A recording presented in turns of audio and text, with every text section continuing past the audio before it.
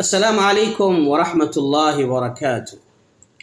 خواتین اسلام، بات ہو رہی تھی ایمانیات کی، عقائد کی۔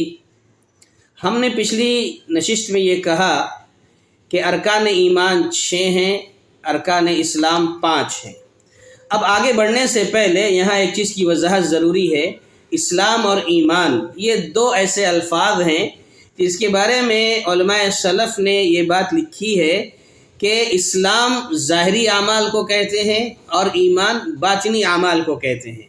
ظاہری اعمال یعنی کلمہ شہادت کا اقرار کرنا زبان سے ظاہر ہوتا ہے، نماز پڑھنا ظاہر ہے، زکوٰۃ دینا ظاہر ہے، روزہ رکھنا ظاہر ہے، حج کرنا ظاہر ہے، یعنی یہ ساری چیزیں جو ظاہر ہوتی ہیں نا، اسے اسلام کہا جاتا ہے۔ یعنی اس کا تعلق، اسلام کا تعلق ظاہری اعمال سے ہوتا ہے، ایک بات یہ۔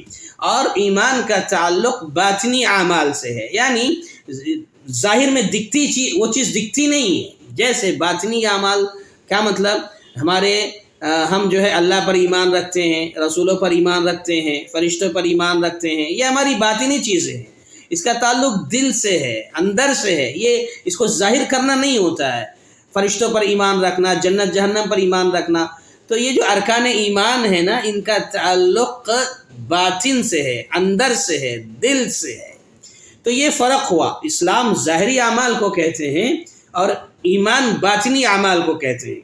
اس سلسلے میں ایک اور لطیف سا فرق، ایک بنیادی بات اہل علم نے یہ بھی لکھی ہے کہ اسلام کا لفظ جب اکیلا تنہا استعمال ہوگا تو اس میں لفظ ایمان بھی داخل ہوگا۔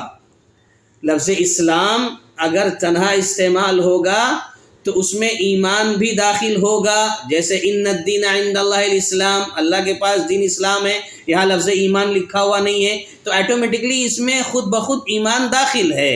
اور اسی طریقے سے اگر لفظ ایمان تنہا استعمال ہو رہا ہے، وہاں پر لفظ اسلام کا ذکر نہیں ہے، تو وہاں پر ایمان میں اسلام بھی شامل ہو جائے گا۔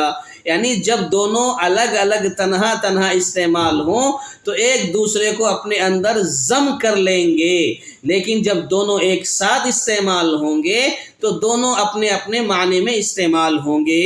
یہ اہل علم نے واضح کیا ہے۔ یہ اسلام اور ایمان کا ایک بنیادی مسئلہ ہے جو ہمیں اور آپ کو یاد رکھنا چاہیے۔ باقی باتیں انشاءاللہ اگلی نشست میں کریں گے۔ السلام علیکم ورحمۃ اللہ وبرکاتہ۔